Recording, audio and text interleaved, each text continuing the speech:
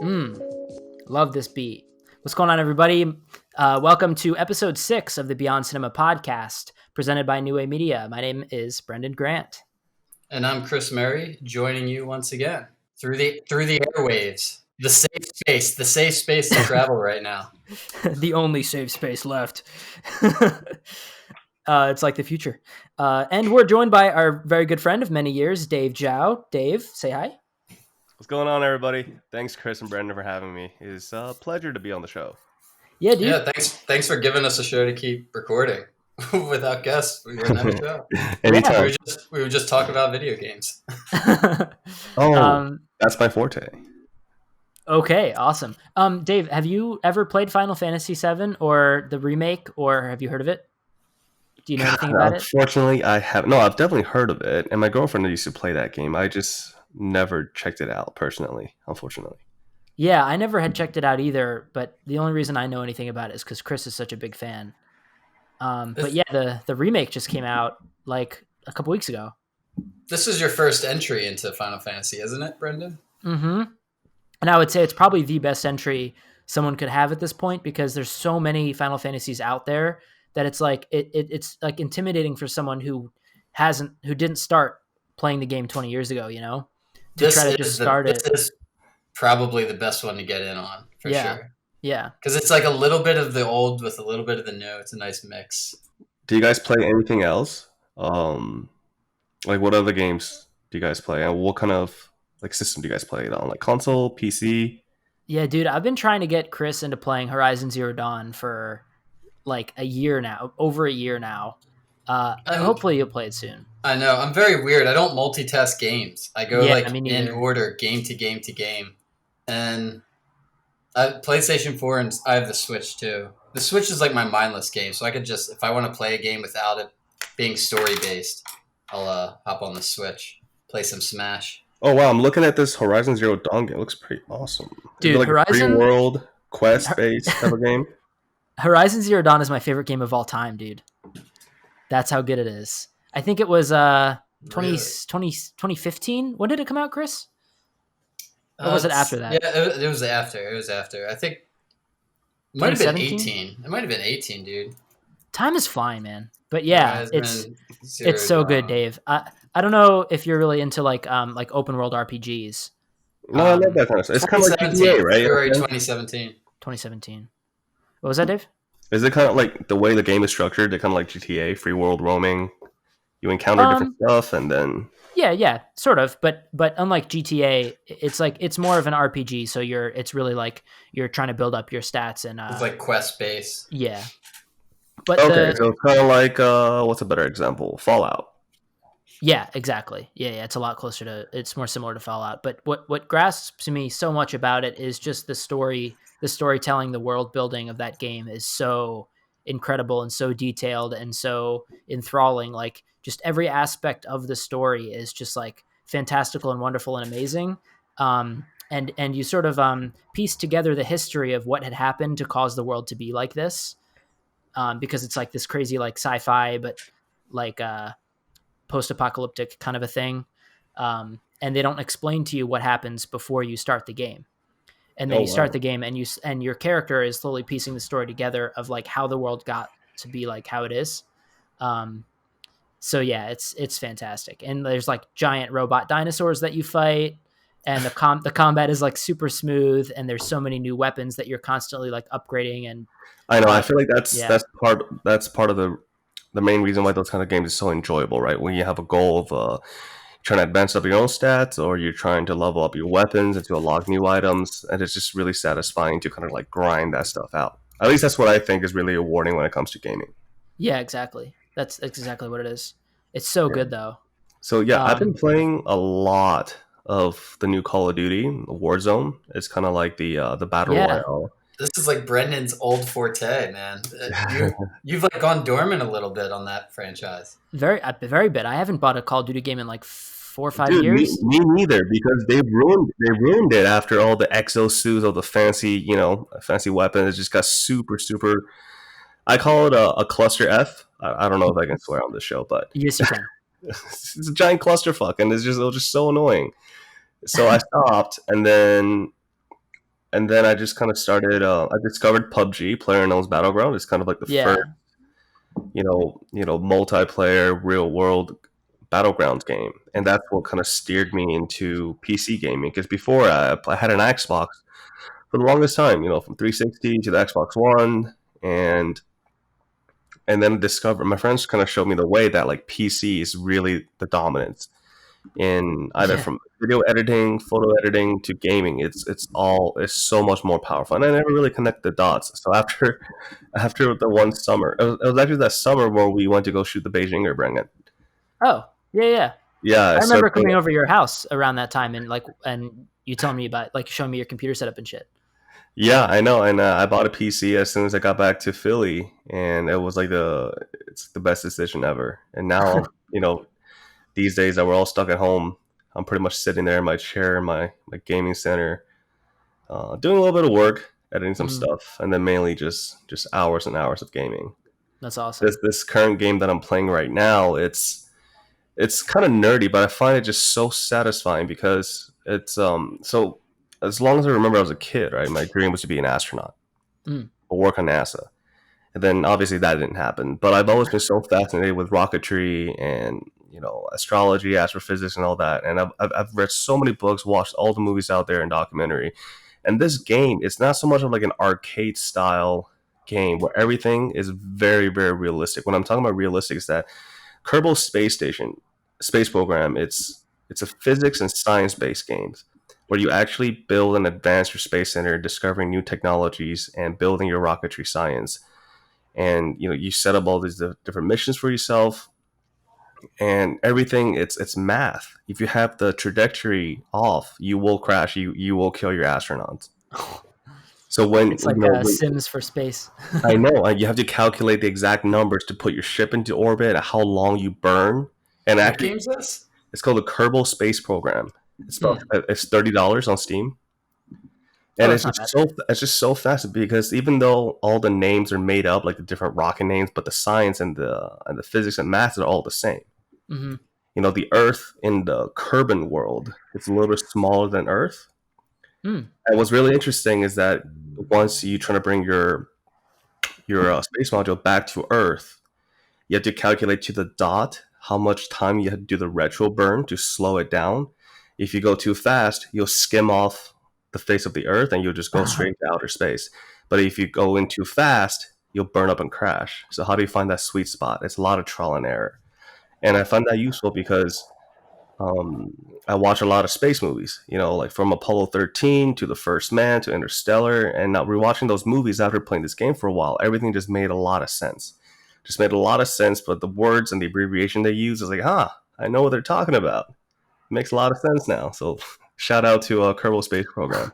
I remember watching The First Man and them talking about like skipping off the atmosphere, and I had no idea what that was, and I had to I looked into it later to try to understand what that's an actual thing that can happen. That like kind of blew my mind. I was telling you on the phone the other day about Everyday Astronaut on YouTube. I don't know if you checked that guy out yet, but he talks about the Kerbal Space Program game all the time, and how he'll do like a hour long video about some like real rocket that exists in the real world, and then he'll use the Kerbal Space Program to like simulate it and describe how it works, and it's a really lot cool. of times, like I've seen videos of like this one guy. He was one of the scientists to help build the rover that landed on Mars, and he tried to recreate that Oh in yeah. the game and launching it and trying to like see like the difference, like comparing how close it is to the real thing and the science behind it. It's so fascinating. Has everyone seen The First Man? I have not seen it. Yeah, we saw it. Yeah, I Is saw it it in good? theaters. It's really good. I Yeah, mean, I gotta add it to the list. yeah, you really should. It's Ryan Gosling, right? Ryan Gosling. Didn't Brad Pitt just do one? Um, yeah, what was that called? But that was more like a fantasy. Oh, really? Yeah. Like very fantasy. Yeah, his was Copy. called Ad Astra. Yeah. Which I heard was really good too, but I haven't seen that one. Yeah, just a movie about him and his daddy issues, but in an astronomical way. Wait, what? Oh, his character has daddy issues. Yeah, his character. Nice. I'll have to check out that game. It does seem cool. The nerd in me loves it. And to bring this all back to movies, a fun fact is a movie that shows pretty good, accurate depiction of how we manage monitoring satellites and things in orbit is Austin Powers when the You big just boy watched that. takes off, and we have What a segue, ladies and gentlemen. Space Command properly located in Colorado Springs, depicted in the movie, which is accurate. Oh shit! And Interesting. they're monitoring Big Boy, so that is like how Space Command operates in an accurate depiction in cinema. Yo, Very Chris. credible source of cinema. Chris, you might be joining the Space Force one day. Potentially, yeah, potentially. I have been accepted. Yeah, Dave. I don't know if you probably didn't hear this because it's very recent, but Chris, tell him. It's I don't want to talk too much on it because it's up in the air, but I applied like a year ago to join the space program here in California, and I just like on May 1st, I just got like told that I'm accepted, and now it's just like if I still want to do it, I have to make the decision. Oh shit! That's Wait, so crazy, right? pilot or No, working in Space Command, so like being a part of like shuttle launches and wait, but giving your background, I was only aware that you were in the Air Force and you are in yeah. making movies and media. Yeah, so that's the Air Force is the connection to all this. Mm-hmm. So I worked on fighter jets in the Air Force. But dude, that's really awesome, man. That's wow. The jealousy is Yeah, real. it would be like an Air National Guard position. So it'd be just like 1 week in a month, and then training here and there at Colorado Springs, but up in Santa Barbara. But would you be? So when would you be called to duty? Oh no! It's so there's no. They're like deployed in place, meaning like everything takes place here in the state, so I wouldn't have to go. Yeah, but like you said that like 1 weekend a month. Oh yeah. So it'd be like 1 week in a month. I would go there because it's a full time 24-hour operation monitoring space. Mm-hmm. I would just come in and just like fill like a weekend worth of shifts. Dude, that's so awesome. cool. That is so cool. Yeah, that's dope. It was like a full time mission, so like it's a top secret security clearance. So even when I try to ask like details about the job, it's just so surface level. Mm-hmm. You really have to just like take a chance because they can't tell you that much. How's to pay for it? Pays great. Pays good. There's like a bonus, like a sign on bonus to incentivize you to join and all that. And then I could do like the minimum contract though, because I had to go to schooling for 5 months, like an accelerated schooling program for 5 months in Santa Barbara. And so they need you to do a 3-year contract so that you get your training, and then you have to come back and do real world, like, or do simulator training and then do real world training. Wow.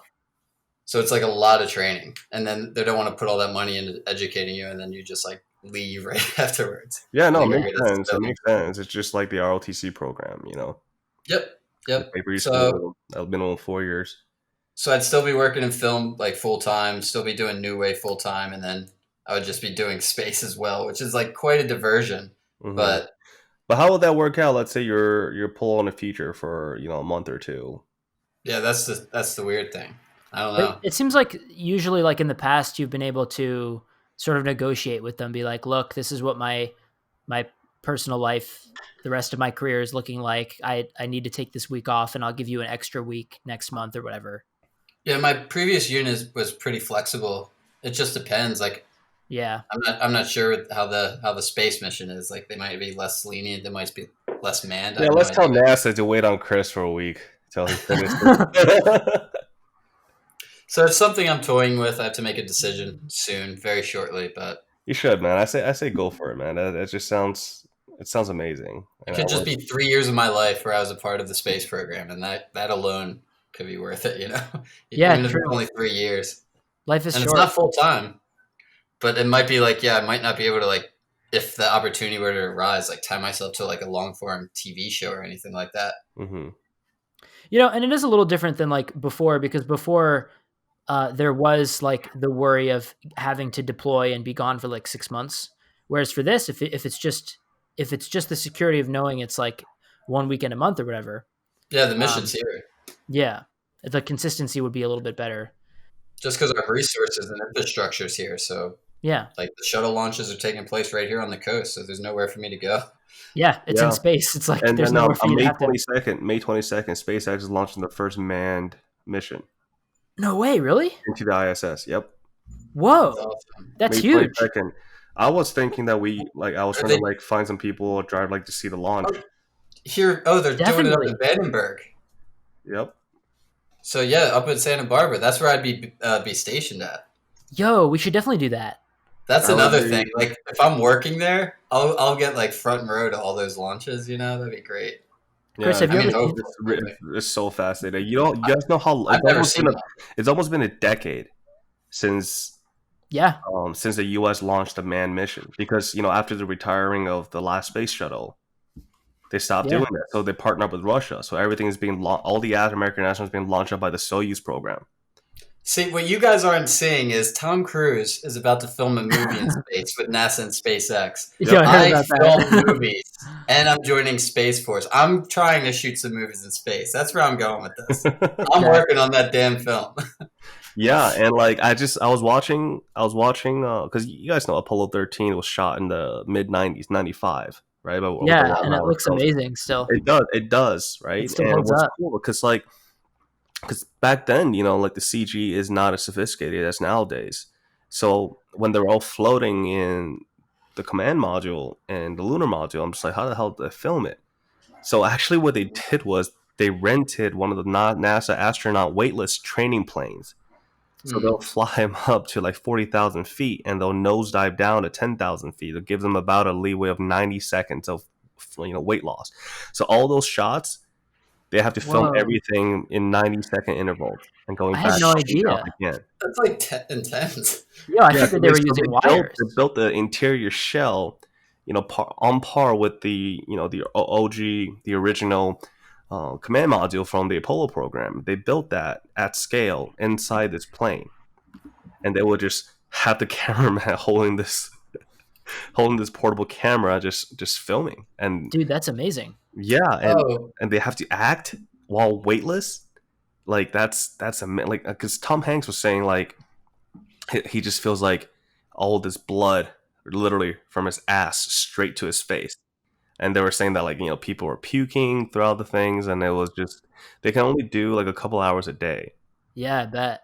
Yeah, so Holy shit, that's awesome. that's incredible. Yeah. Yeah, I always figured that they were using wires. No, but you won't get that free flow type of feel. It's just it would. I was thinking about that, but Because then I mean that's what they do nowadays, but they have the better green screen and like simulating the backgrounds and stuff. yeah, and So yeah, back in the that past. movie Gravity, right? Yeah, So yeah, that was all. Sandra Bullock was It not was actually. they literally like composited out her face and put Yep, it on a she just completely fake. Yeah, literally she just sat there and just like acted with her face. that's just crazy. I Actually, it's think May 27th. It's launch date. I May messed up. 27th. May 27th. Yeah. Okay, sweet.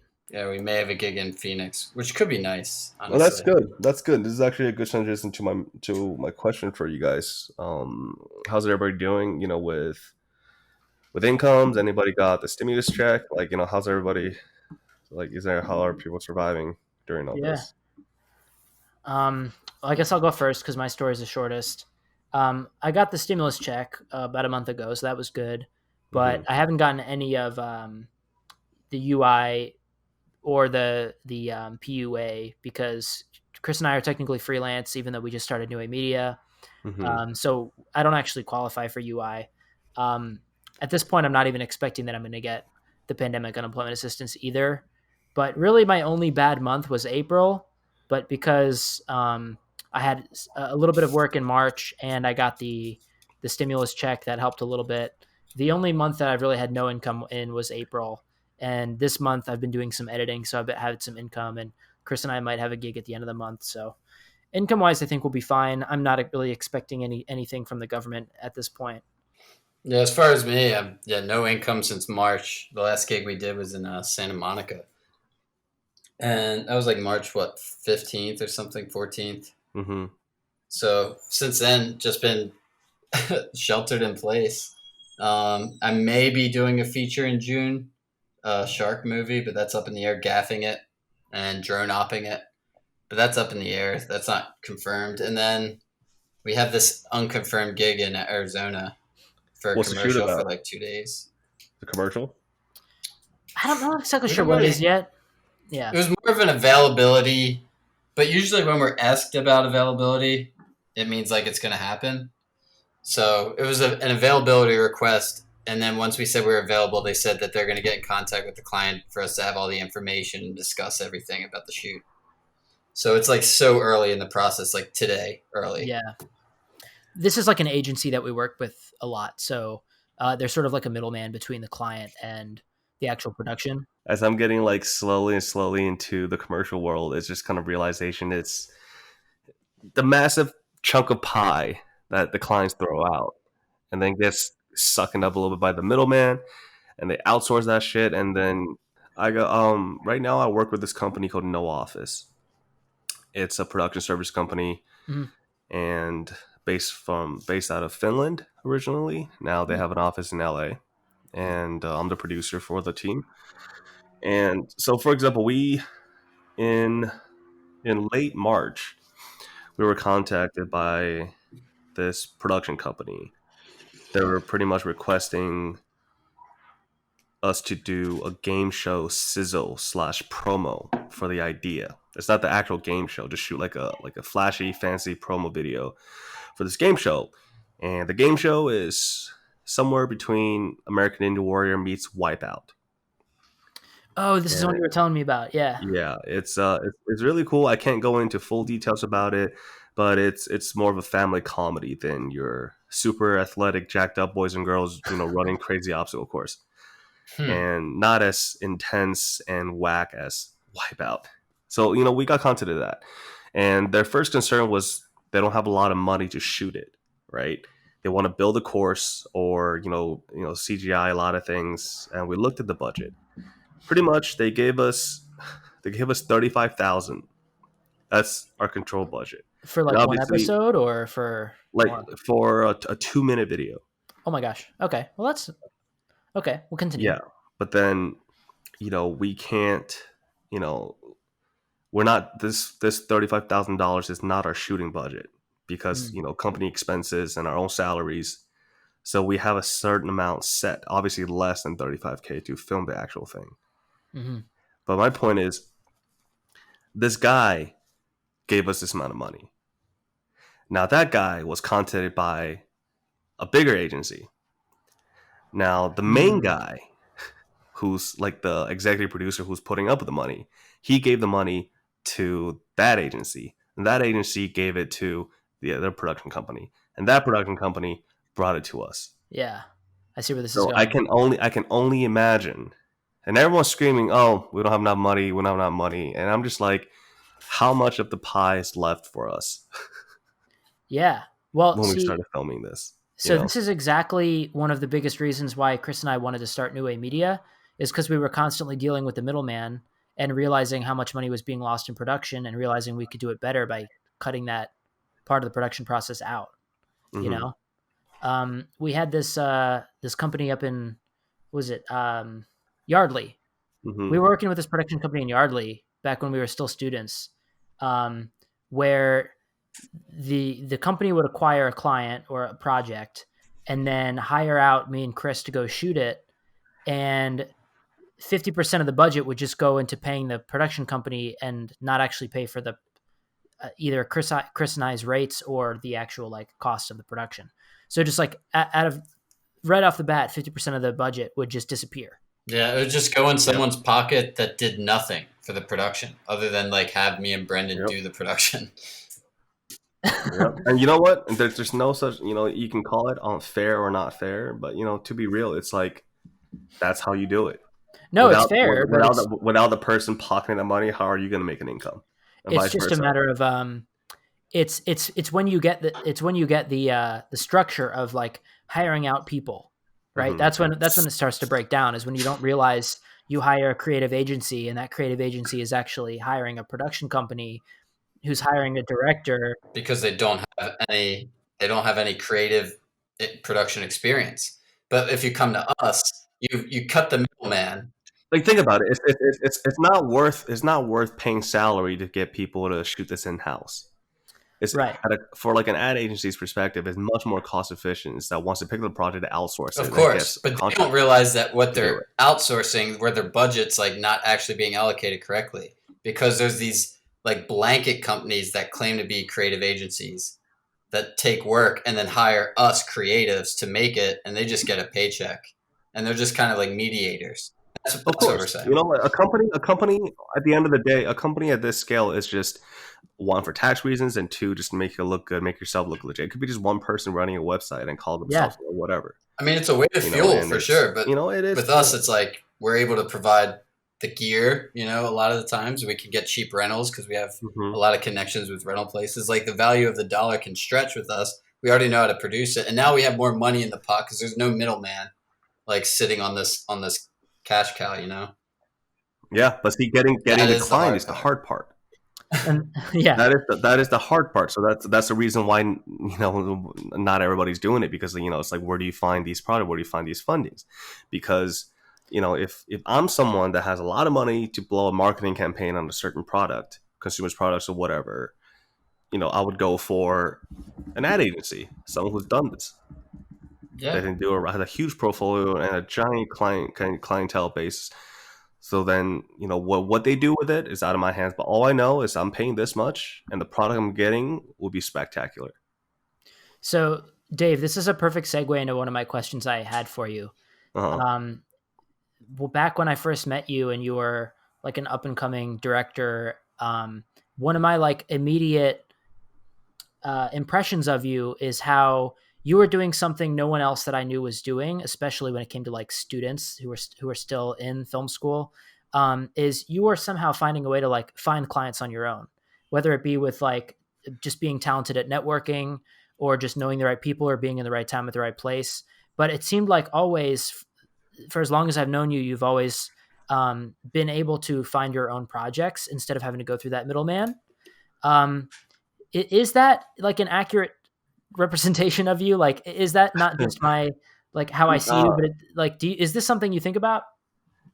I do. See, like a lot of I gotta be honest. A lot of that stuff kind of happened by chance. It's like I'm the kind of guy that I always like meeting people regardless of what you do. Regardless of what you do, and I just want to know your story and why you're in at it. Right. And the joke among my friends when I was living in Philly and even in LA nowadays is like, oh, Dave knows a guy. Yeah. Yeah. It's not Totally. because I go out of my way to go find people. It's just, I don't know, whether I'm in the street or I'm just walking around somewhere, or, you know, you just meet someone. And then how I transform that into, you know, different gigs and money in my pockets.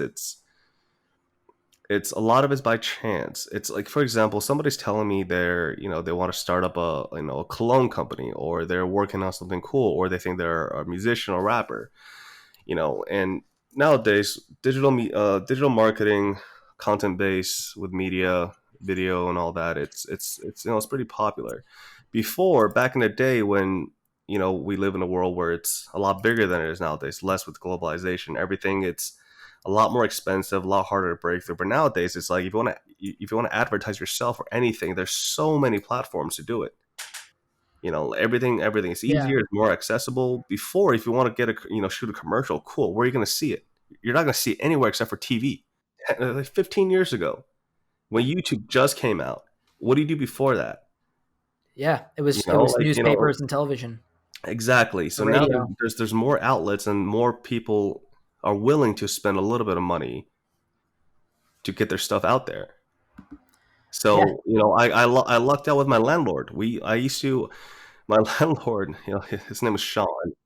He's a ex NFL player who got injured. You know, made a decent amount of money for his 2 years at the San Diego Chargers, and then he started doing real estate in Philadelphia. And he kind of did this thing where it's kind of frowned upon, but, you know, saw an opportunity and took advantage of it.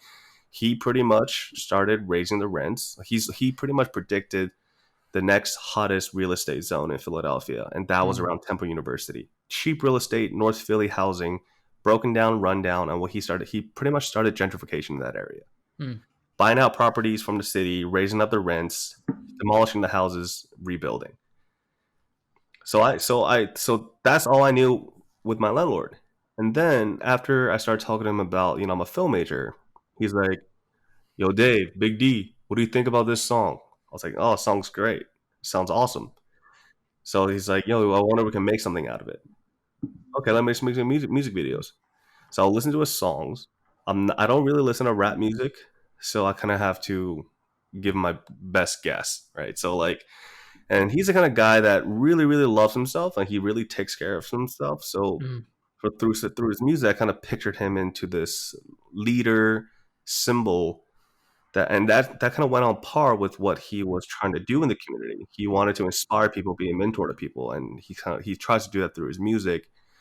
So and then he has some money. It wasn't a whole lot. I mean, Brendan, you were aware of all the budgets we were working with, Yeah, I mean, but compared to, like, you have to have perspective here. Like, maybe he didn't have a lot of money from Hollywood terms, but in terms of like random Philadelphia rapper who reaches out to you that wants to do a music video, he had a lot of money. 100%. We were able to be creative and work on. All three of us worked on it. Yeah, and I would still say till this day, Postapocalyptic, the first music video we've ever made together, was the best one.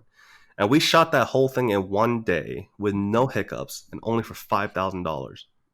Yeah, that blows my mind. Well, a lot of that was all you. Like, again, finding the resources and knowing a guy, like bringing in all those wrecked cars and finding the location and putting together a humongous cast of extras. So much of that was illegal, man. That alleyway, it's like, and I was like, "Sean, like, this is like perfect." He's like, "Yo, let's fucking do this." And I was like, "All right, well, let me cut it." And then we just cut it and we just use that whole thing. And Sean was like, "You know what? I think I know this guy's friend that used to own this place, like the few shops that's closed down. I think we'll be fine." And we just did it. And in the morning, actually, when I actually saw like an old white man walking around with a baseball bat just on our set. This is like when all the stuff is dressed. We smashed all the windows. We made all the debris, trash can, metal trash cans everywhere. And this guy was spooked out. He's never seen that place before. So I thought he was one of like the owners of that property, because that place, it used to be like the Philadelphia distillery. Yeah. And let's footnote this. It wasn't like an active like site of workers that we like went into. Like, this place was just like this rundown lot that's just sitting abandoned, and someone owns it, so there's a gate and a lock on it, but it's just vacant, graffiti, smashed out windows. It's just nothing's going on.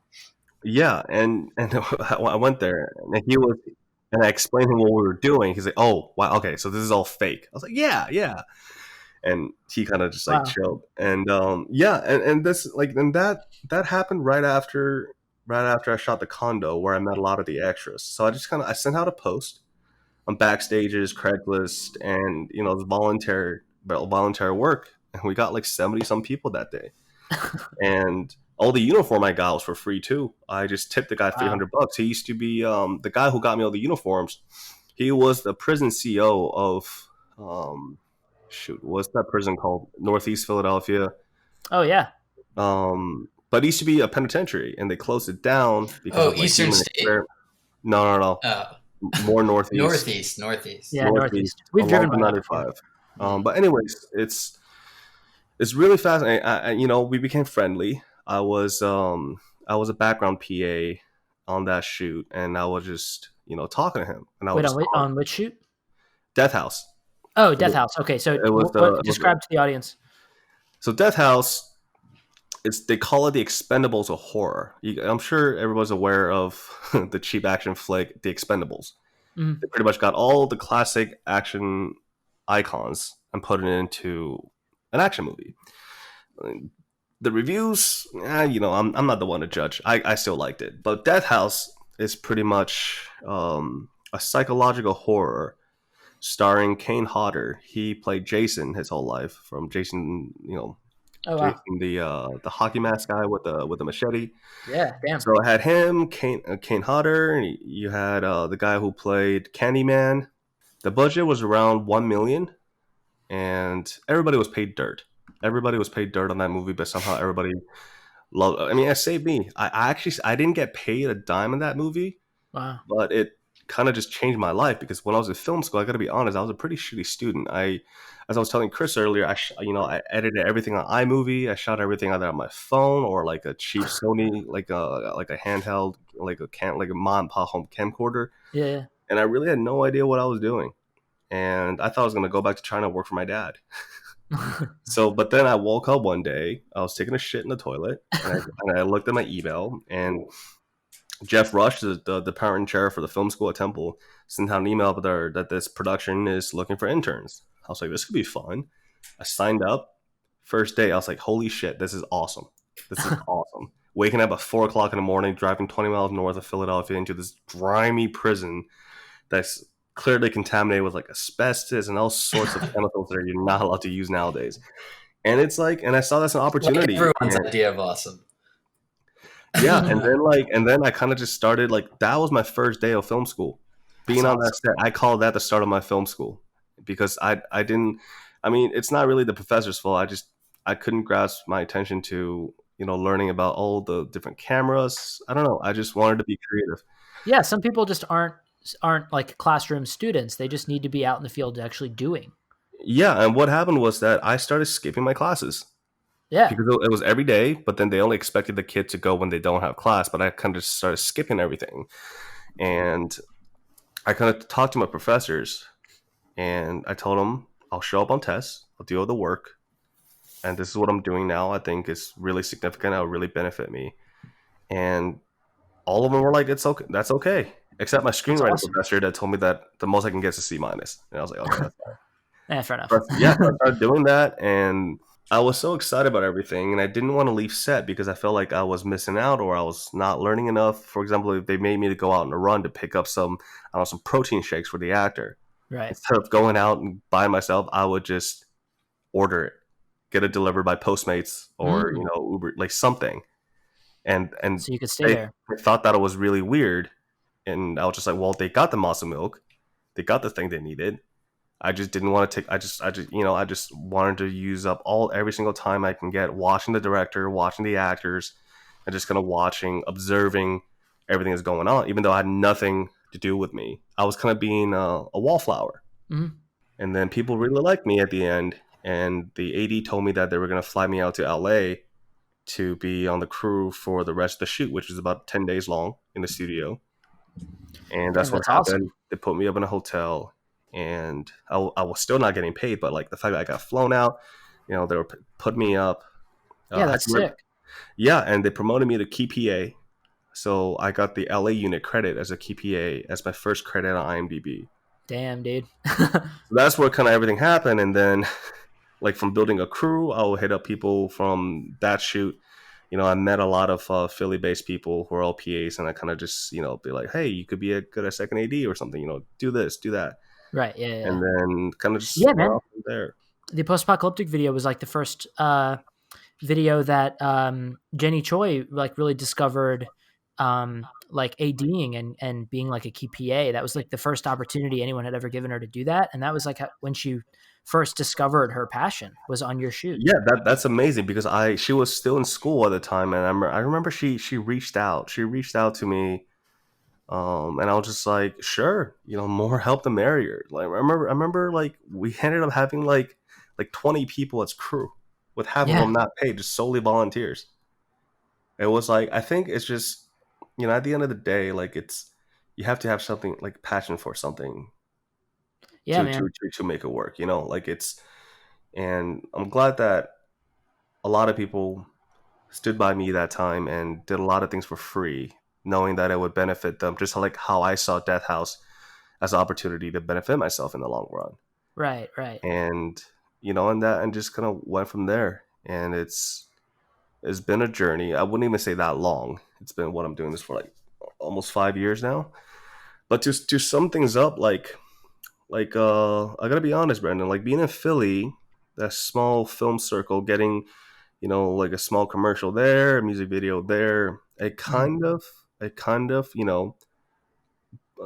boosted up my ego a little bit. I gotta be very honest. I thought like I was doing everything right. Some days, where I'm running the show, I thought I was a shit. Well, And dude, honestly, that we kind all of, did. It wasn't just you. Like yeah, everybody I took know, a hot and shot. I'm just saying that because like looking back, when I moved out to LA 2 years ago, I still had that mentality. Mm. And coming to LA, I'm just like, fuck, this is like this is Big boy. hard. Yeah, man. This is a really, really big ocean. And I'm like a plankton. Yeah. I'm not even a bacteria. Like this is like, man, I had to go back to PAing. I had to do things that I never thought I would do again. But and then it really kind of messed me up a little bit. Mm. And I was really lost. I questioned every one of my decisions, and just it took a lot of time, man. It took me, I would say, more than a year to fully adjust to things, and then it was really hard. It was really hard to a lot of nights where I just have a lot of doubts. Having doubt in yourself for the first time since I don't know how long, it's a scary thing. Yeah. It's a really scary thing, and you Well, know, I can tell you. mm-hmm. Yeah, I can tell you. Like, I mean, that happens to everybody, and like, it's happened to me and Chris, and I think it's like super awesome to be able to hear you say that, especially for our viewers who are listening, because like our goal is like a lot of like what we hope our viewers are people who are just getting into the industry who want to hear different perspectives. No matter how far in your career you are, it's like a roller coaster. You have these high highs and you have these low lows. Every time you have a low low, especially in the first couple of years of your career, like you question everything about like every choice you've ever made. Like, is this sustainable? Like, did I make the right choice? Am I on the right path? Like, is this going anywhere? Like everyone has experienced this. Everyone goes through that same thing. Yeah. It's like part of the trials of this career. Yeah, and it's honestly like it's part. Well, we're all in our 20s, you know. Like I'm pushing. Oops, I'm pushing 30 in 2 years, and it's Yeah, kind of Chris is scary. 32. Yeah, man, and it's I gotta say, like, you know, a couple of years ago, I used to think that like it's so glamorous about this job. When someone like asks, "What do you do for a living?" Oh, you know, I'm a director, I'm a producer, like, you know, I'm a cinematographer. Like, I think it's like people are like, "Wow, that's awesome!" Like movies. And then you started name dropping, like that's what I noticed. That a lot of people name drop in this industry, almost like a justification for their own self that they're making it or whatever, you know. Mm. But hey, at the end of the day, I'll be very honest to whoever's listening to this. If you want me to be real with you, you're like people like your general population's idea of a filmmaker in LA. They're thinking Hollywood, A-listers, you know, Ron Howard, Tarantino movies, big bangs, just a lot of but at the end of the day, it's not. It's really there's really nothing glamorous about this, and I'll tell you why. I'm not trying to discourage people from not being filmmakers because Oh yeah. making movies or making videos is it's freaking awesome, and the magic behind it, it's really really awesome, and it's so cool. But on the downside of it, you're not buying a house anytime soon. You're working for dirt money in the worst hours ever, Mm-hmm. and there's no stability. You know, there's zero stability, and like, and I'm sure Chris can relate to this. Like, I'm in a serious relationship right now with my girlfriend, Mm-hmm. and living together, sharing expenses, and you know you. It makes you think about like you're not just yourself anymore. Like you are yourself, but it's not just about you all the time anymore. You have responsibilities. You have to care for another person. The other person's in your Yeah. life. That means there's other financial things you got to start thinking about. Not just And financial, like your time. Your time. time to balance work and personal life. And not everybody understands that freelance life. And you know, I consider myself lucky, you know, to have a girlfriend that really, really understands this industry and is fully supportive over it. But sometimes I feel like she's more supportive than myself. You know, sometimes I feel like, oh shit, I'm gonna be gone for, you know, 3 months in Asia filming a movie, and you know, and it's, but you know, like it's hard. It's hard. For me, mainly is the income part. You know, Yeah. I could be working on a movie, you know, as a line producer making a fat check, making, you know, $600 a day. Cool. You work for 30 days, you get your money. First of all, 30% of that's gone to taxes, so you got to save that money. Yep. And worst of all, you don't know where your next gig is. You know, doing this, you know, I feel like, you know, it's if you could really got to do this for like this industry that we're in to play the game. I wouldn't say there's this hypothetical ladder that you climb on. It's a I lot of it. agree with that. A lot of it is luck, and the most of it, the most important part, and everybody has to remember, is how long you stick it out for. How Yes. long? It's about the last man standing. Preach.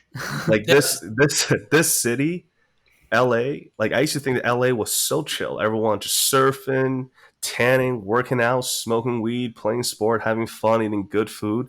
That's what you see on the outside of it. Once you've settled in and kind of, put yourself fully dissolved in this melting yeah. pot Like you're here to of work. You're here to make culture, a living. it is It's not different. chill. It is It's not laid back. It is brutal. It's like the traffic especially congestion of 405 India and China combined together. It is disgustingly brutal. And how many fake people are out there, and how just you'll see everything, the dirty side of things. But the beauty of it, if you can just yeah. There's a play it out reward. and There's a stick to it, reward. yep, and stick to it, I believe that the reward, it gets really Because rewarding at the end. there's going to be a million times like just avenues out that you're going to see, you're going to pass by, you're just like ready to break and just be like, you know, F this, I'm out. I've like just Yeah. being here this year, I've already thought about like, I don't know if I want to stick around here, but I am obviously. But Yeah. Mhm. just from the way with AB5 hit, and then just dealing with all of that, preventing freelancers from earning income outside of W-2 wages is like was such a hindrance for someone that just moved here and was had to work his way in through freelance work. So we started Neuway to allow us to keep working, but just that alone. And then with this hitting, it's just like, oh man, we started a business and paid all that money, and then like we can't even operate as a business, you know? Yeah. And we're too fresh of a business to get any like economic relief, you know? Because like we don't really deserve it. We haven't really earned any income as a business. So now we Yeah. just have this expense of a business that's kept stagnant right now currently. Hmm. Yeah. So the name of the game, like you said, Dave, it just becomes how long can you stick with it? And if you can stick with it long enough and you can survive longer than everyone else, then you can eventually put yourself above the pack. The best advice I could give is like you will know that this is the right career for you if it's something that you can't imagine doing anything else besides this. Like if you love it so much that the low lows, like the high highs make the low lows worth it, then you know that it's like that you can tough it out and that you can deal with the low lows, because getting to be on set and getting to experience those weeks or months where you're getting a fat paycheck and we're getting to work on a super cool set and be with the coolest people, the most creative people, and just experience that movie magic just makes it all worth it. Um, yeah, it's definitely not a glamorous lifestyle, but Yeah. it's definitely special, And and not a lot of people get to live a life like to this. follow up on that, it's like direction is very, very important in this. When I first started, I had the dream and I think I had the passion to be a director, right? Mm. Now I had zero clue of what the hell it took to be a director, I still don't. I still right? don't And and know. and, and, and I don't think there's a right or wrong way to do things, but it needs to have some sort of direction. Now, from what I knew, right? A lot of early directors starting out, aspiring directors, they write their own content. They write their own content and pitch it and try to make stuff work. Yeah. Now, for me, the reason why it didn't work out for me is because I'm not a strong writer. It's hard for me to put my thoughts into words, and I wasn't fortunate enough to have a partner, a writing partner, to help me along the way. So now, with all these gigs that I did, that I found English, I myself, should mention, English is a second language to you, by the way. it is, So for it everyone is, listening, like that's and crazy.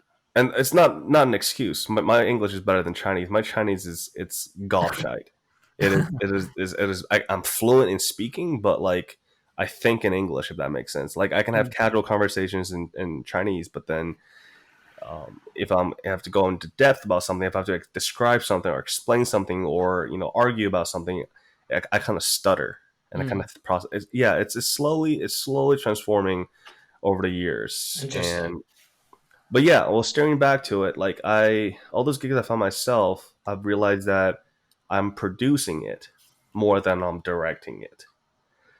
So that Yeah, kind of I always felt that way too. slowly on, and and I did it. It kind of happened by accident that I started to become a producer. And up until 6 months ago, I still had this false dream that I was going to be a director. I was going to be the next, Oscar-winning young Asian American director of Hollywood. Hmm. But that's just me being on cloud nine and thinking this thing very idealistically. And I have my girlfriend to thank that because she kind of like slapped me the shit out of it, not physically, but kind of just be like, Yeah.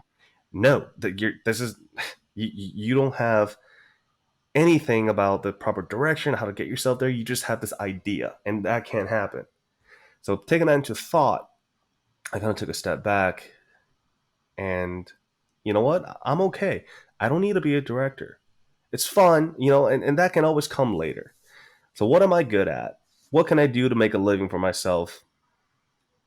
And I decided to be a producer. I decided to be a producer, and I realized that is, even though it's almost zero creative in it, but being able to get the best people to put this creative piece together, and and it's my job to make sure that this ship doesn't go down and everything will go smoothly, and we can bring that hard drive and make it come alive from a piece of paper, from an idea. It could be on a napkin, anything. Put it all together and view it on the big screen. I think that is so magical, Yeah, and dude. that's how I see it from a producer's standpoint. And that's how I see you from my perspective too, from everything we've ever worked on. Like when you mentioned that napkin thing, when we did the music video, the Zaddy music video, my first cinematography foray, is that the word, into shooting on a soundstage, we literally drew that on a note card, a 3x5 note Yep. card, just a sketch. And then you turned that sketch that I drew into a full blown out, built from scratch set with production design and paint. And you put together the whole construction crew. We found the sound stage. That was all you.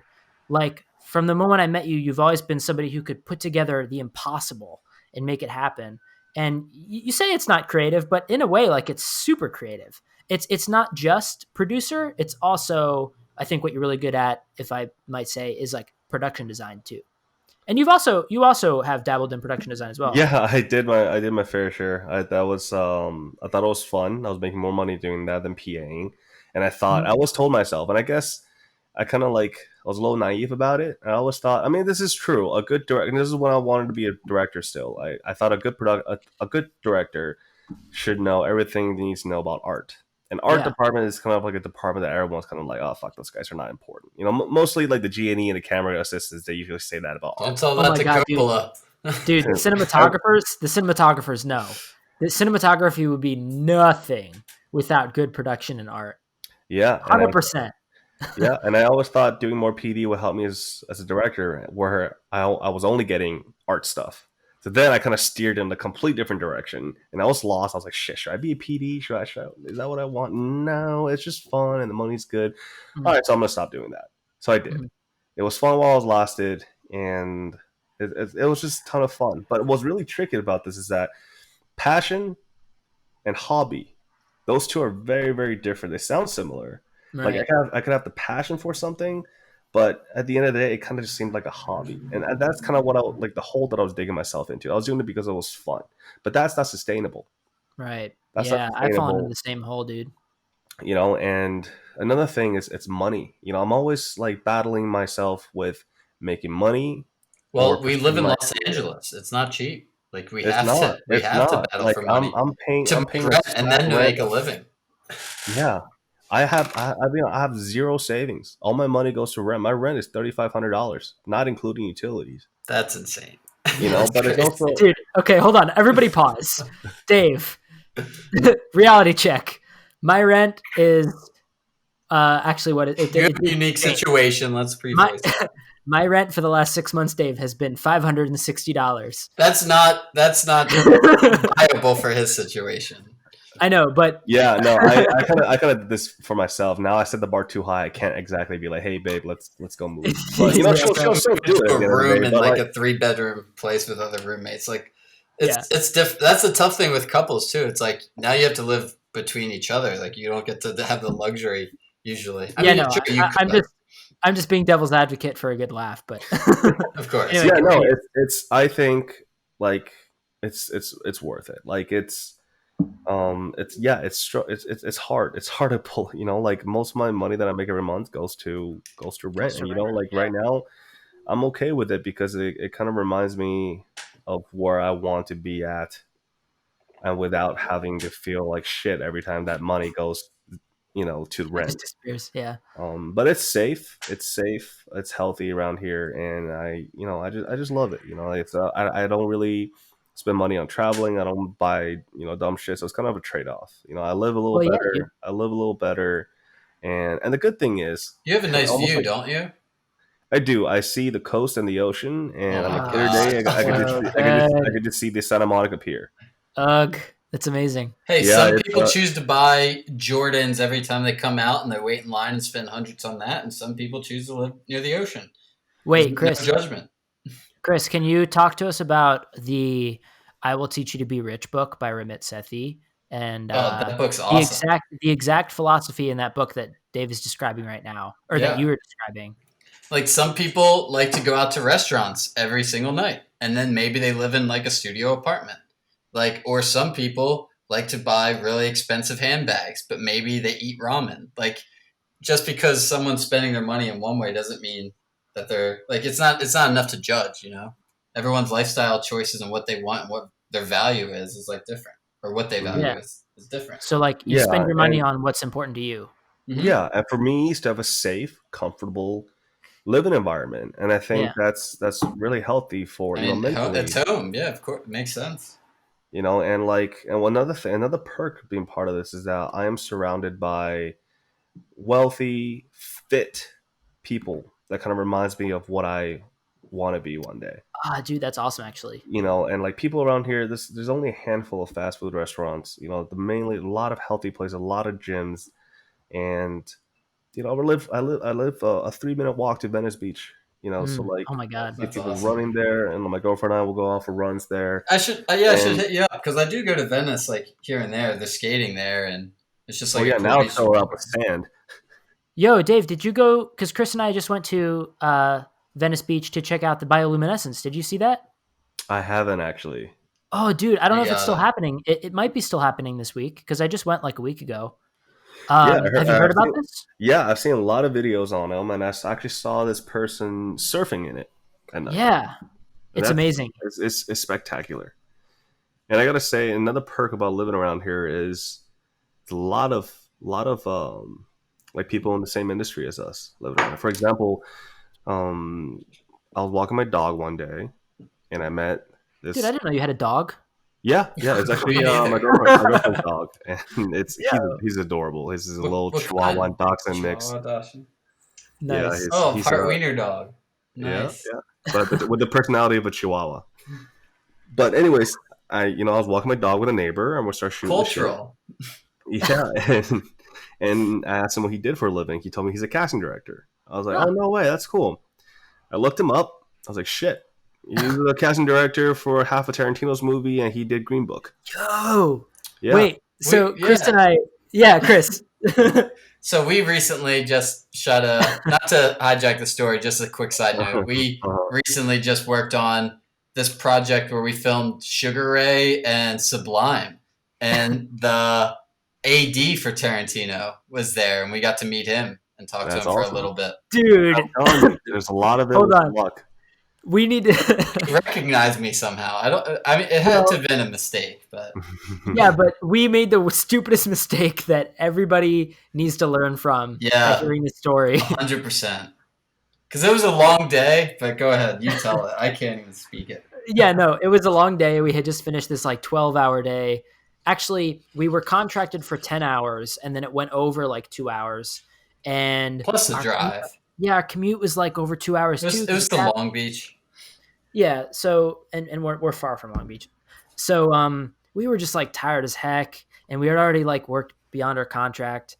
And I mean, we knew we were getting overtime at that point, but then we were invited by the guy who had hired us, who was sort of our producer, and literally the AD, like Tarantino's AD, they were like, we're all going out to drinks like across the street. Come with us.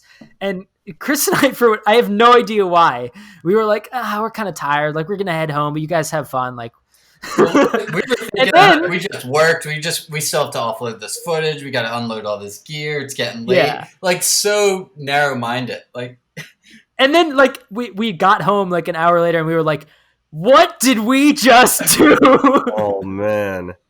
Yeah, Yeah. but luckily this guy was my neighbor. He lives. Yeah. He actually gave me the the submission tape, where it's like for Mhm. your what's that word? For your consideration. Mhm. So actually, I Mhm. watched that movie before it came out. Okay. So you Green saw Book. it. I saw Green Book before it came out, and it was really awesome. And That's crazy. he took a look at some of my work, and he really liked the condo that we made, and Oh, sick. gave me his notes. And he was actually one of the people that told me. He asked me what are my goals, what I want to do, and I kind of broke it down to him. He was like, okay, first of all, you need to float down from whatever cloud you're on right now and kind of just face reality. You're Mm. nobody. You are nobody who's trying to make it into Hollywood, and by this, what you've told me, you're not gonna go anywhere. Mm. And it Wait, was wait, wait. So could you back up a little bit? Like, what was your conversation with like him? Like for the people who are listening who like really want an inside scoop. Like what were so the words you said to him? What did he give what notes did he give you on the condo? The condo was your first short film, by the way. It was it like a big was my short film. It's 20-minute about short film. two best friends in college. It was a lot of it based off my personal life. Yeah. Pretty much two best friends. They turned their condo living room into a casino in order to raise money to pay off their own gambling debt. And this was like just before, like you released it after, but we actually shot it before Will Ferrell's film The came out, house, oh, which was like crazy, by the way. and So if you've seen yeah, Will and Ferrell's like The House, it was like yeah, and and I remember the day after we finished shooting it, we shot. There was 24 pages, 24 minutes, and we built everything in a studio in 4 days. The That's living crazy. room, a gambling den, an underground casino in Chinatown, and a bookkeeper's room. Three different sets in one stage in four looks days. so gorgeous. Yeah. Shout out to Kevin Boylan. Yeah, dude, Kevin's a master. He's the He best. is he's amazing. He's amazing, great guy, really talented. But anyway, we shot in 5 days. I was sleep deprived. I was broke, and I was just super excited. I was getting drunk with all my friends, and then actually the lead actor, Mike Liu, he sent me a link on Facebook Messenger. I was like, dude, dot dot dot, and a link, and I clicked on it mid tequila shot. Will Ferrell, No. the house. Oh no, our daughter wants to go to college. We don't have the money. What do we do? Let's open up a casino in our house, and it's called the house. And my movie is called the condo. So Oh my god, dude. Uh, that moment. First of all, $90,000 just blew on the short film. Which, by the way, well, hold on. it Yeah. was ridiculous. And if I would have done it all over again, I would have not spent that much money. Well, But hold on. So my takeaway, I know your takeaway. I need to interrupt this. You can explain what your experience, what your feeling was after seeing that trailer. But my takeaway after seeing that trailer was like, holy shit, this guy Dave is the only one I know who's actually making Hollywood level things that are marketable that mainstream people want to see. Yeah, Philly noticed for sure. So you might have seen it and be like, shit, this is really similar to the thing I'm doing right now. But everyone else saw it as this is the only guy who gets it. Anyway, so continue the yes, story. that Trying to is hype you up, actually bro. the moral. No, I appreciate it, bro. But like when I first saw it, that was not my first reaction. That Yeah. it's actually the complete opposite. So I started backtracking. Who did I tell this idea to? Because everybody has this idea. Oh, they stole my idea. They stole my idea. And Yeah, I was one of those you're persons. looking for your alibi. So I remember when I was in LA doing Death House 2 years before the condo, or a year and a half before the condo. I was talking to like an Uber driver about this idea, and he told me that he was a writer. So I just pitched it to him, see if he thought it was a good idea. And that's before I knew like every other person in LA is either an aspiring actor or a writer that working Uber jobs or waiter jobs.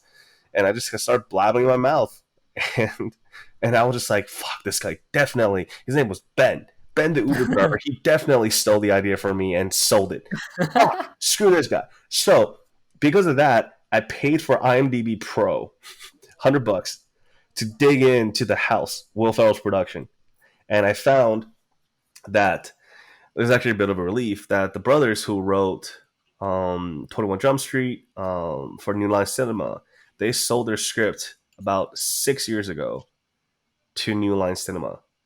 And this I shot the condo in what, 2016, I believe, 2016. And 2017 maybe, but yeah. yeah, and so pretty much when they wrote the script, it was probably 10 years ago. Wow.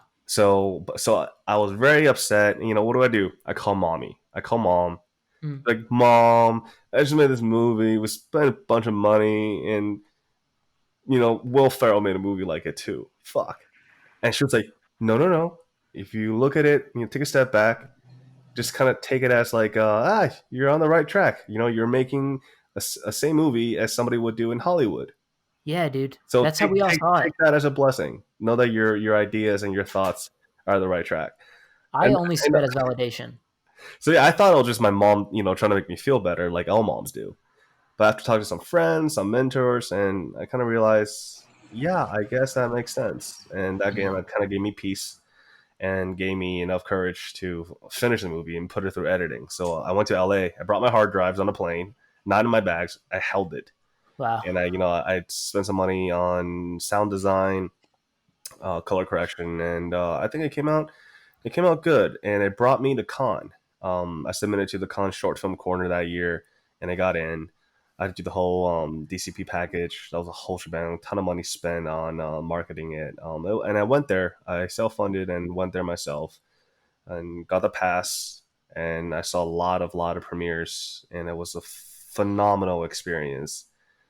Um, but it was amazing, and I signed up for this workshop where a director and a producer, one's from England, one's from France, and they watched the film and they gave me an hour of feedback, and I Mhm. recorded it onto my phone.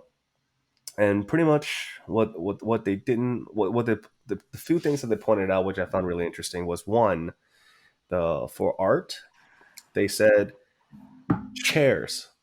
Chairs is a very important element to the life that the characters are living in. Hmm. Now, this is someone in college, clearly doesn't have a lot of money, and yet all their chairs are matching. I love People that attention to detail. people should they probably had, like, did you have all the matching chairs in college?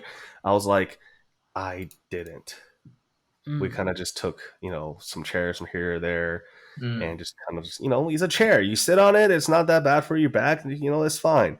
So that's one thing I missed, and it made a lot of sense. And another one they gave was that the condo was a bit long, which I agree. 24 minutes for a short film is a bit long, Mm. and that it didn't feel like had the structure of a short film. There were too many characters, too many background story introduced. Um, they pretty much said it felt like a feature length film that was just kind of condensed into 24 minutes. Right. And That's been like a lot of I've had that critique on a lot of the films that I've personally shot for the directors and writers of those films.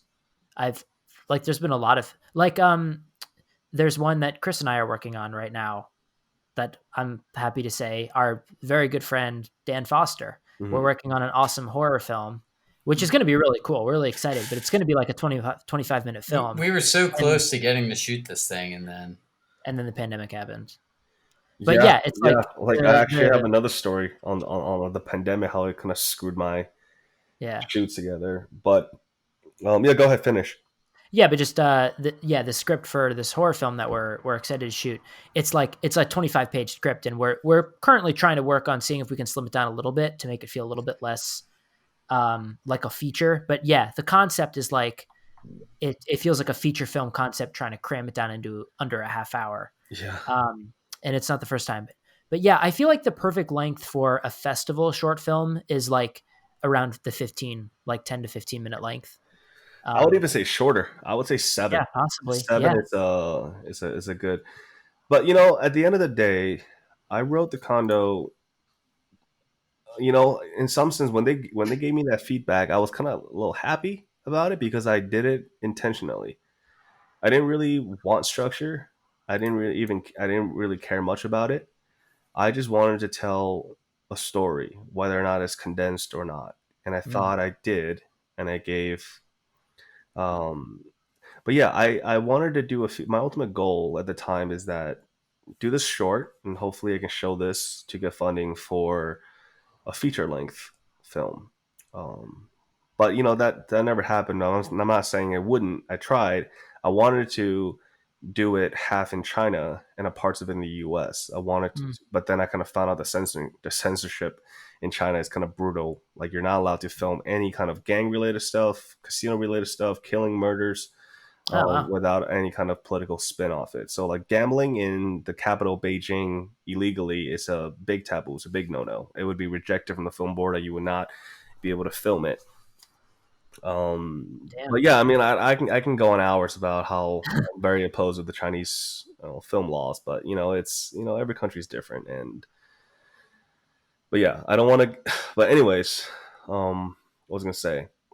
Speaking of the coronavirus and China, Yeah. I was hired by my friends who are doing a start. They did a startup and they got funding from VCs. Actually, they got around almost $1 million in funding. Pretty much, they are an esporting event company where they Oh, your friends who are who I know. yeah, so they were about to organize the next Dreamcast, which is the worldwide big event, Yeah, holy and shit. they were hiring me to be the media Oh, okay. director. You're leading me into a story I've heard before. Okay, yeah, go ahead. Yeah, and pretty much I was so. Let me just say, first of all, this event for esports was going to take place in Wuhan, China. Dun dun dun. Done, done. It would have been a 6 weeks of production. Starting when? I had the liberty pretty much to document and film the entire event slash promo video, and anything as media related, it would be under my call. And on top of that, the Wuhan government asked them if I could shoot a promo video on the city about tourism, economy, and everything that makes China, Wuhan looks great. I was Oh like, my fuck yeah! god. The pay was amazing. It would have been the most money I could have ever made. I would have been able to survive that for at least a year with rent Yeah. included, and only 6 weeks of my time. And it was like amazing. We planned it for a year over Skype Yeah. meetings and all these calls. Yeah, dude, hold on. Back up. You called me about this in Yeah. February 2018. Yep. Okay, continue. Yep. That's when the first day when we started planning out this project. I Yeah. would have been able to flown DPs from the US and hire my own crew, but it just fell through because it would have taken place January of this year, right after Chinese New Year. And that was Right when after, yeah, that's December exactly was when the outbreak happened. crazy, dude. So the irony in that, and it's However, if we were there earlier, we would have had a killer documentary on our hands. we would Yeah, have. you have to bring that up. A ground Yeah. zero documentary. And Jon Snow, Kit Harington would have been. Oh, he was going to be a guest player, because they partnered up with Hasbro, the board game company, Mm-hmm. which is a huge sponsor for the actor Kit Harington. He was going to be there. A handful of celebrities, I believe Ninja, the streamer, he was going to be Yeah. there. Yeah, just so unfortunate that it fell through. So they're, Well, I don't really bring it up with them anymore because it hurts them every time to talk about it. yeah, I'm sure they're really bummed because for them, that's their whole business. That was Yeah, they probably put their in only so much money reason. and time in that project, and and these guys are in their 20s as well, and it's like taking on a project like that, especially in such early stage in their company. Well, I yeah, can't even imagine. all the advertising budget, and then for it to be like for everything, even movies, like everyone has to redo it when it comes Hmm. time to opening up. Because like everything this flooded out. Tom Brady switched football teams. No one cared. Like it just went under the cracks. He tried. He tried to make it an event, and it's like it just couldn't stick headlines. Yeah. It's crazy. Um, It's just very very so unfortunate time for everyone involved. Dave, how do you have you spoken to your friends? Like, how are they doing? And are they still pursuing their goals with their company? And do you think maybe there'll be other opportunities for other esports events for Yeah, them? I think right now they're trying to get to pick up where they left off, and Mhm. hopefully with restrictions going down further, they'll be able to start slowly getting it back. Because right now, because with an event like this, you're having competitors and contestants from all over the world. And even though right now things are a little bit calmer in China with the coronavirus, it's not really like that for the rest of the world in Europe and the US. In the US, unfortunately, we don't really see like a clear time when this curve will be so-called flattened. Right.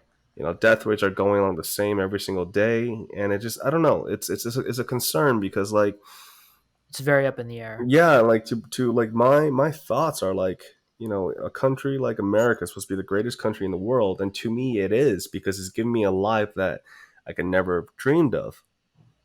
This is a country where you can actually be whoever the hell you want to be. Like if you want to be a lawyer tomorrow, there are ways for me to be a lawyer, and not every country's like that.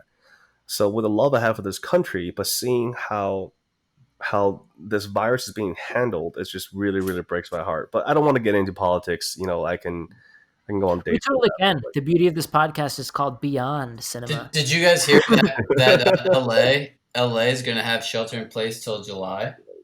Dude, I literally heard that on the radio. Next 3 months, man, more than July. We're looking into August. Yeah, like through July. Yeah, sorry, through July. Yeah, it's like that's so disheartening. Like I know it's important, and I know what we're doing is like, I mean, we could go on. Everyone knows the story, right? In the fucking part of my language, but the side of the side. Yeah, and unfortunately, stay safe. For our industry, we will be the last group of people. We'll be in like stage 4, whatever. The LA is not even. It's barely in stage 1 right now with reopening the economy.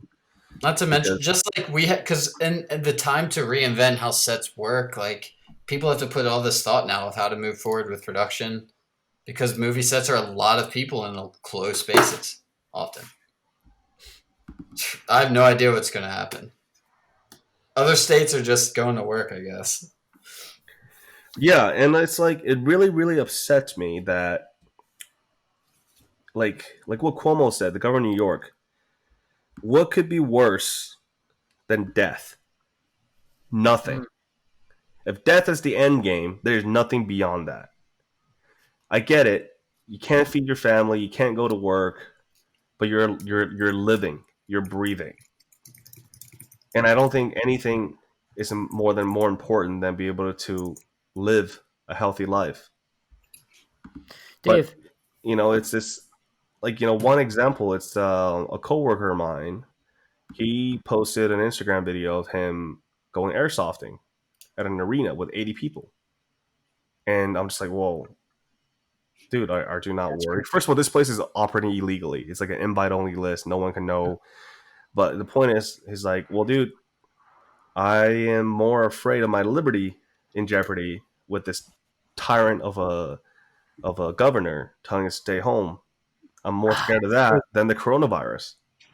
And I'm just like, does that, okay. No, I know exactly what you mean. Like so I don't understand that argument about people worrying about their freedoms, because like what do they think the government is doing? Like purposefully shutting down the whole country and destroying the it doesn't even have to go. It doesn't even have to go as far as that, dude. Like that's coming from another country living here. I get a sense of what your general Americans are, and it's a double-edged sword in my opinion. Yeah, Dave, you're just as American as the rest of us. You've lived here since you were a teenager. Nah, I'm still fighting that balance. There are times, but we can talk about it later. But my point is that like Americans this is just my personal opinion, and I'm sure people disagree. Some people might agree, but my personal opinion is that Americans, we love our liberty. We love our freedom to exercise whatever the hell religion we want to. We have to say whatever we want, criticize whoever, and question government. I think that is amazing. Not many countries in the world can do that, and that's what makes America great. Okay, now getting that out of the way. Now, if I think Americans just can't stand the fact that when government tell them not to do something, it could make the most sense. Like, don't go to public, don't go to math gatherings for the sake of your own life and everybody around you. Makes sense. Objectively, it makes perfect sense. But just the fact that you told me not to do that, I'm like, fuck you. I'm going to do it anyway. People only listen to who they like. Yes. And like, it doesn't matter what they say. Is if they like them, they'll listen to them. I mean, that's a general. It could be a perfect example, of course. It could be a perfect example of like, from now on, it is illegal for you to be driving and leaving your windows all the way down. You can only. Oh, really? No. This is just like a. Right? Like, if one day, like, my point is, like, okay, one day it is illegal for you to drive with your window completely down. The most you can go is 60%. Yeah. That would never fly. Does that really affect you driving? Does that really affect your livelihood and your well being? But no, there's going to be a protest and shit talking to the government just because they told you you can't do that. Right. So Yeah. it's a double edged sword. That's kind of what this country's built off of, right? Exactly.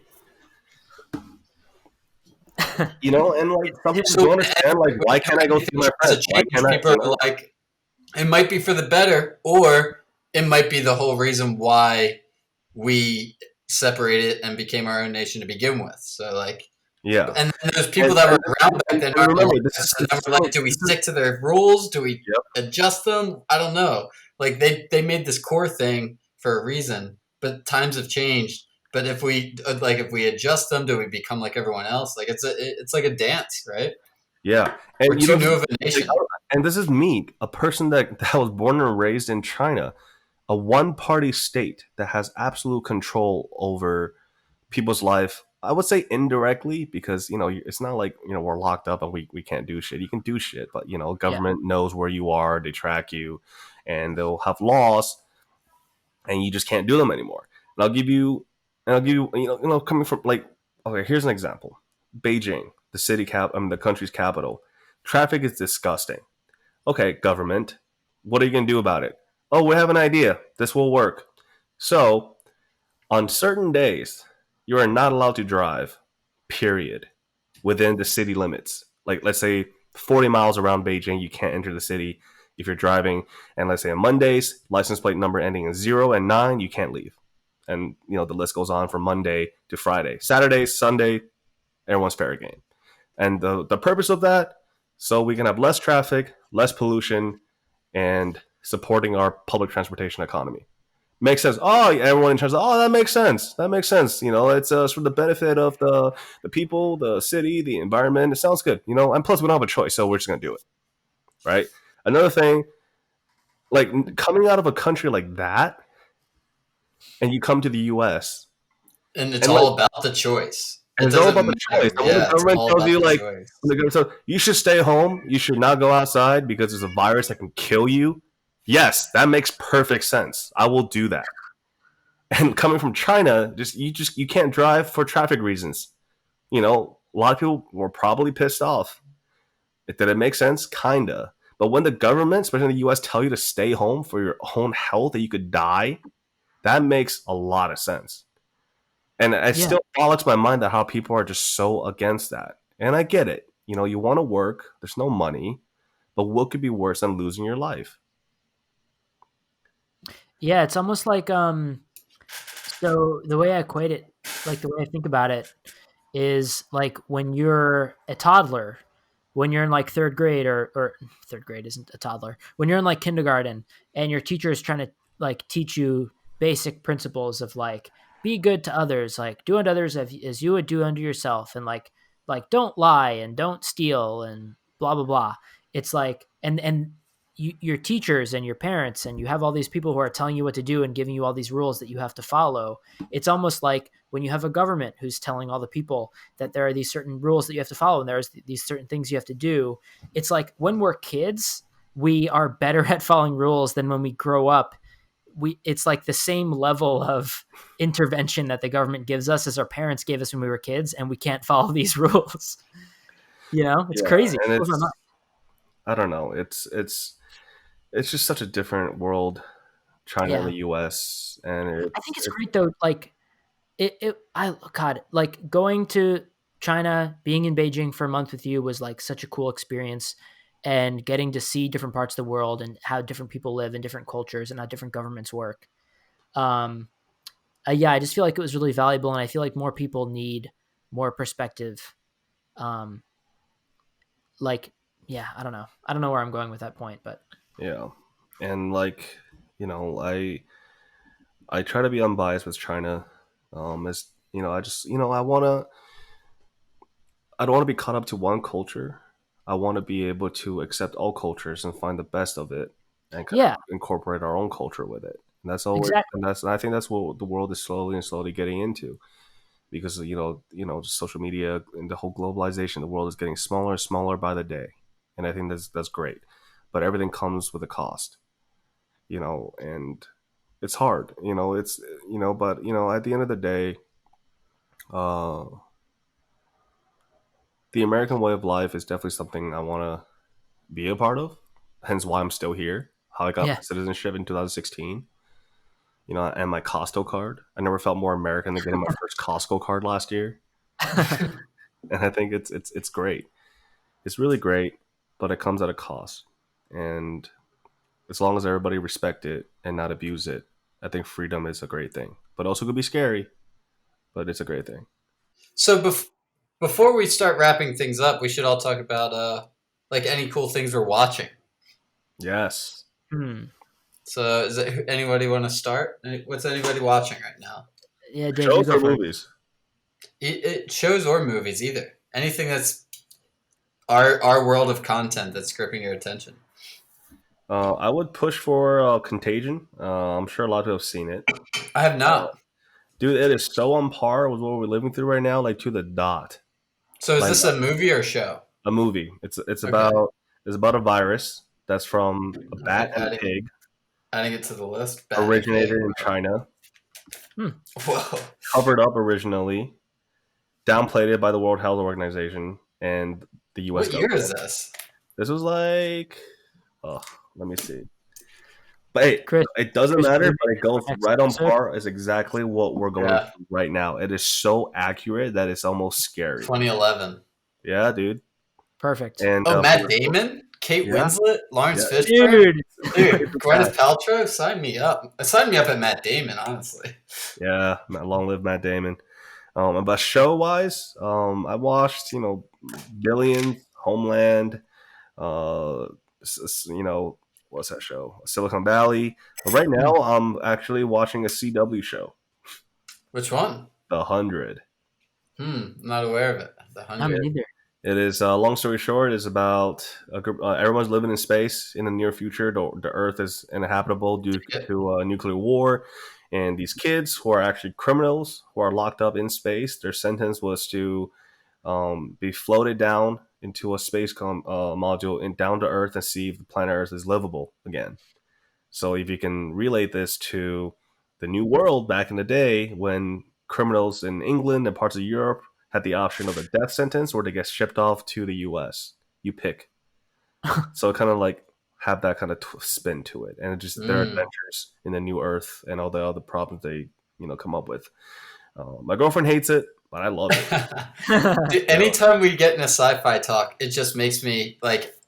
We have two scripts. Well, I have a script, and then Brendan and me have a script for sci-fi projects. Where Human SB is one that we've been writing, and it's like between script and novelization and back and forth several times over, years back and forth on this thing. But this is like 7 years. 7 years. It's heavy sci-fi, but it is like registered with the Writers Guild, so it is like a legit script. But one version is.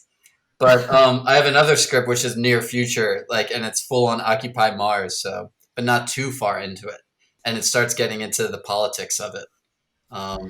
Yeah, Chris, you need to watch. As far as who has ownership of Mars, then and what, and then Earth. Own Mars. Elon Musk is gonna own Mars, and his son, however you pronounce his name. Well, it's gonna start that way, but the military is gonna just come in and be like, "Well, yeah, but we need to regulate it."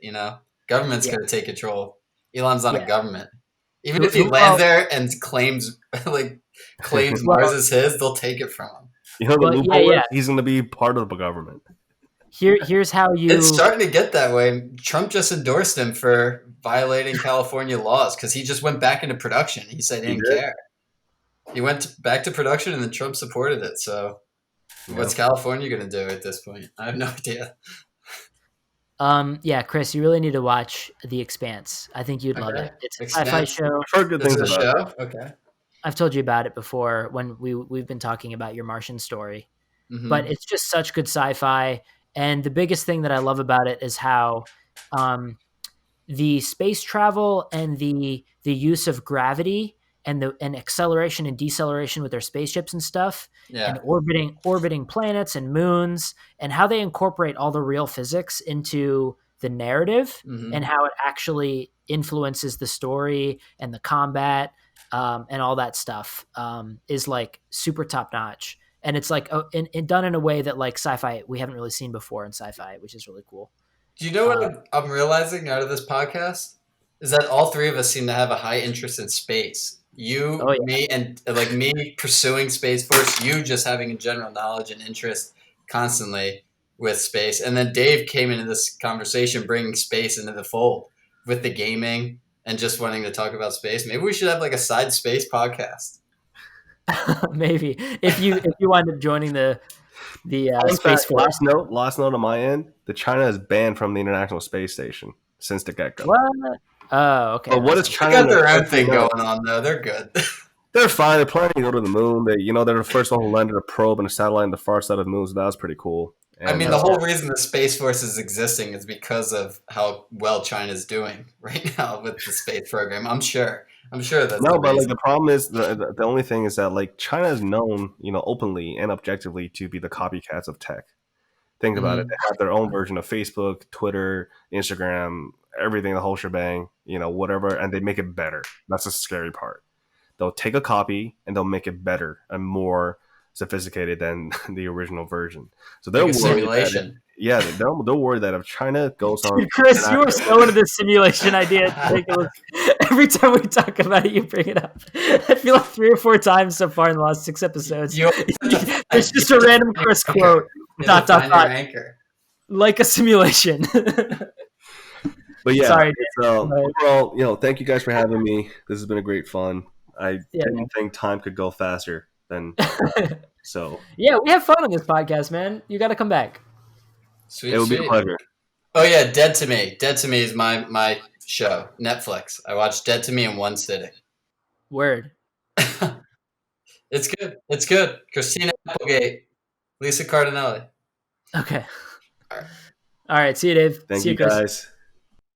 All right. So that is it for this week of our podcast. We'll be back again, and we'll keep coming back forever and ever and ever.